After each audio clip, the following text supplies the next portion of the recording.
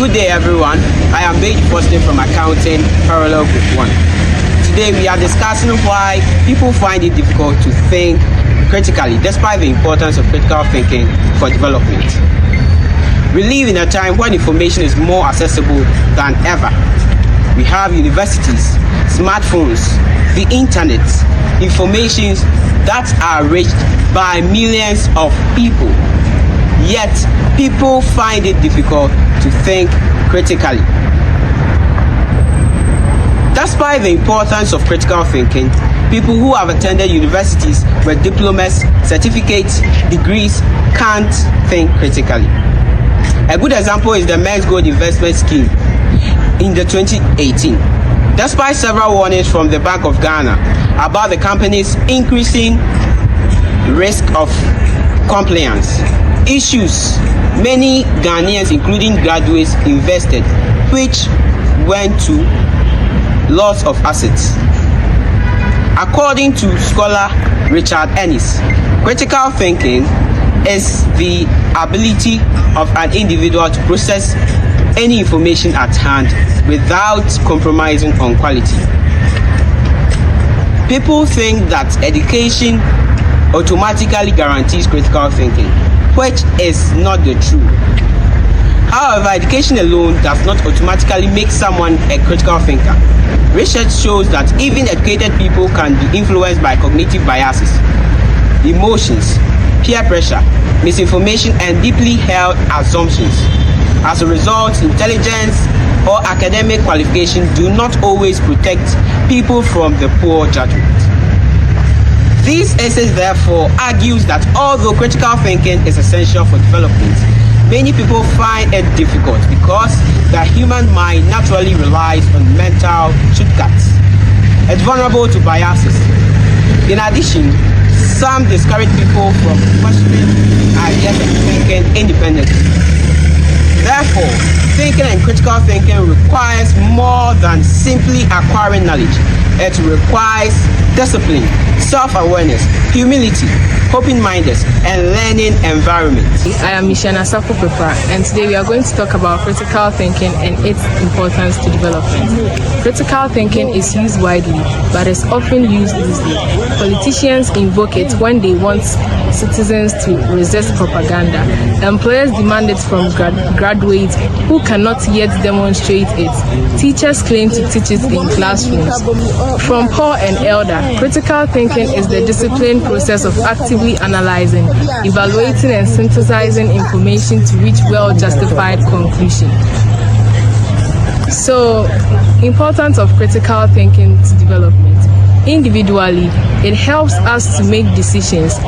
Also, it helps us as an individual. It prevents us from being misled because before we reach and accept an information, we make sure we have synthesized and evaluated the information. Civically, it helps us to make decisions towards national development. Also, employers highly demand it from employees because without critical thinking, one cannot help achieve or attain the goals of the institution. Civically, again, I'll say, or democratically, it helps us in choosing the right leaders for the country because democracy is a case where we are supposed to choose our own leaders. And without critical thinking, we end up choosing any leader we want. So with critical thinking, it helps us evaluate leaders so that we choose the one who will help for national development. I'm in the person of Dorina J. Yabua. I will continue with cognitive bias. Cognitive bias are systematic errors in thinking that affect our judgments and decision making. They occur because our brain often tries to save mental effort instead of carefully analyzing every situation. One common bias is confirmation bias, where people focus on information that supports their existing belief while ignoring evidence that disagree with them. Another is the Dunning-Kruger effect, where people with limited knowledge overestimate their abilities while experts underestimate theirs because of the complexity of a subject. Another is heuristics, which are mental shortcuts. Examples include availability heuristics, where easily remembered events seem more common, and anchoring heuristics, where first impressions influence decision making. According to psychologist Daniel Kahneman, there are two types of thinking: System 1, fast and intuitive; System 2, slow and analytical. So people should rely on System 2 to make better decisions. Imagine being presented with clear evidence that one of your strongest beliefs is wrong. Would you change your mind immediately, or would you search for reasons to defend your positions? Surprisingly, many people, including highly educated individuals, choose the latter. If critical thinking is so essential for development, why do even educated people find it difficult to think critically? Before I move on to the key points of psychological barriers, I would like to touch on the mindset theory. According to Carol Dweck's mindset theory in 1988, people generally operate with either a fixed mindset or a growth mindset. The fixed mindset assumes that intelligence and ability are largely unchangeable, while a growth mindset views them as qualities that can be developed through efforts and learning. These mindsets influence how people respond to information, challenges, and mistakes. Here are three key points of psychological barriers. First is the emotional reasoning, the tendency to treat feelings as facts. For example, a student who fails examination may think, "I feel incapable, therefore I am incapable." Instead of examining the reasons for the failure, emotions replace objective analysis. These reactions is more common in individuals with a fixed mindset, who often see mistakes as evidence of limited liability. Another barrier is fear of uncertainty. Critical thinking requires questioning assumptions and accepting that answers are not always immediate or straightforward. Individuals with a fixed mindset may avoid uncertainty because it challenges their sense of competence. As a result, they prefer familiar beliefs and simple examinations. And the last one is motivated reasoning, where people interpret information in ways that support existing beliefs. Rather than seeking the truth, they seek confirmation. Individuals with a fixed mindset may reject evidence that contradicts their views because admitting they were wrong feels like admitting personal failures. To conclude with the psychological barrier, critical thinking is often blocked by mindset and psychological barriers. Adopting a growth mindset and humility helps us overcome these limits. Before I'll begin, I would like to ask a question. If education is developed critical thinkers, why do some educated people still struggle to think critically? The answer is some educated practice creates barriers that limit learners from developing independence, reasoning, analyzing, and evaluating skill. So education refers to the technical and the learning practice that limit a person's ability to questioning, analyze, and evaluating a new idea skills. So rule 1, first point, routine learning. This can be lead learners to rely on recalling facts rather than questioning ideas or solving problems. John Dewey, 1916, argued that education should be focused on experience, reflection that can help students to develop well. Secondly, exams driving education. This can be restricted critically and deep thinking by Paulo Freire, 1970. This is the bank of model of education in which students are treated to be receive information rather than actively participating, ask questions, and create knowledge. I'm Akon Gertrude, representing social barriers to critical thinking. Social barriers are obstacles that make it difficult or hinder individuals from participating fully in society. I would like to talk about social barriers to critical thinking. 1. Groupthink. Groupthink is a situation where members of a group try to maintain agreement and harmony instead of critically identifying ideas. 2. I would like to talk about echo chambers. Echo chambers refers to an environment or society where people are exposed only to opinions, beliefs, and society. 3. I'll talk about cultural conditioning. It's the process whereby individuals learn their beliefs, values, norms, and behaviors of their culture, influencing how people think. The educated non-thinker. Let us begin with a paradox. In our modern age, education has never been more accessible. Degrees, certificates, and academic titles are everywhere. Yet, despite this abundance of formal learning, genuine and critical thinking often remains scarce. The paradox of the educated non-thinker reminds us that being educated does not always mean being thoughtful.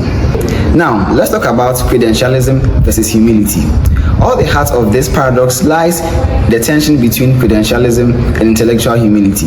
Credentialism teaches us to value qualifications as proof of intelligence, but humility reminds us that wisdom begins with recognizing our limits. A true educated mind is not one that boasts of achievement, but one that remains open to correction, curious about new ideas, and willing to question even its own assumptions. Let's talk about why degrees are not equal to critical thinking. Another dimension of this paradox is the mistaken belief that degrees equal critical thinking.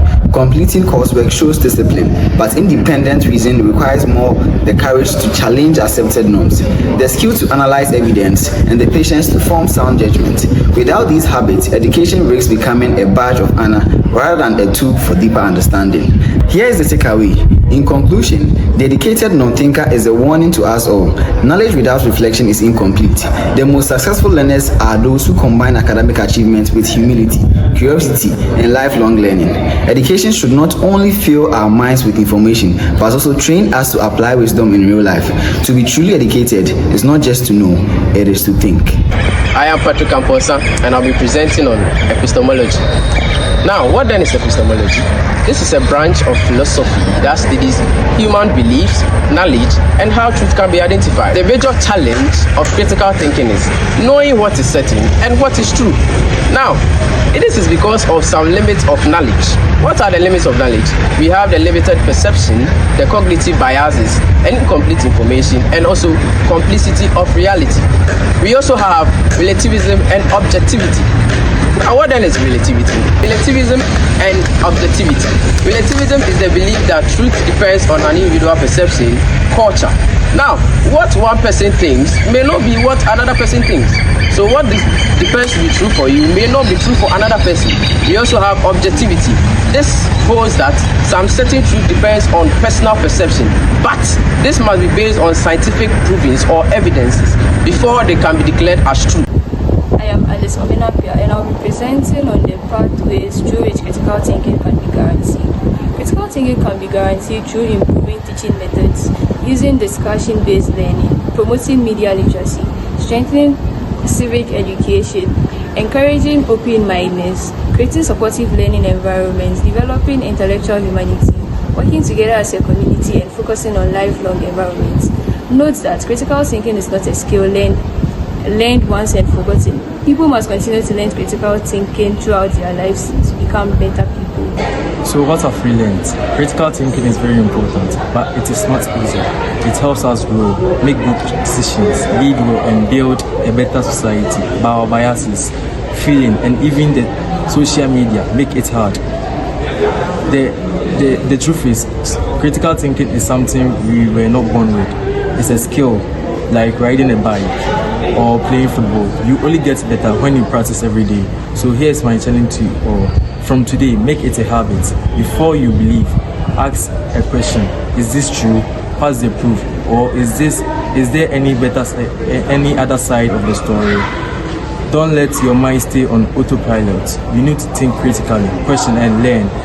Because when we think critically, we live better and move forward together. In summary, we defined critical thinking, why scholars and policymakers insist it is essential to development, cognitive and psychological barriers of critical thinking, educational and social barriers of critical thinking, why education does not guarantee critical thinking, and the pathway forward of critical thinking.